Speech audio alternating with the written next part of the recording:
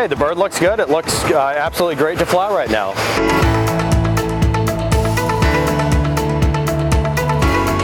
Hi everybody, I'm Raquel Rodriguez with NBAA-TV. Right now we're 15,000 feet up in the air, taking a closer look at how single pilots navigate the skies.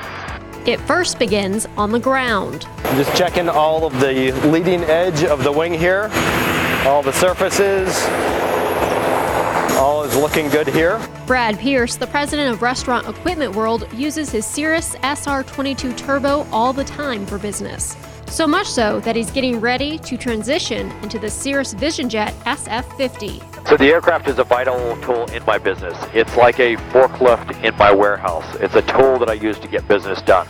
Since the beginning of this year, I've flown my aircraft on 125 flights for business. Safety, though, is still his #1 concern. We don't skip on training. We don't skip on maintenance. We don't skip on buying the absolute best aircraft. As a single pilot, I rely heavily on automation.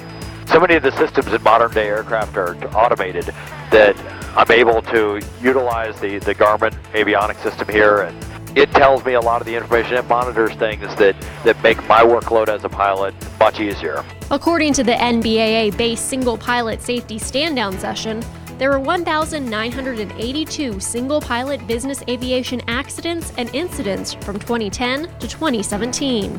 We see people get into trouble when they push themselves, when they're not quite ready to be at that level yet. Pierce says nowadays, with all the automated systems, flying single pilot is dramatically safer. The airplane is flying itself. The autopilot is doing all of the work. You're really in a role almost as a co-pilot, monitoring the systems and ensuring that all the systems are doing precisely what you told them to do. To find more resources on business aviation safety, go to nbaa.org/ops/safety. For NBAA TV, I'm Raquel Rodriguez.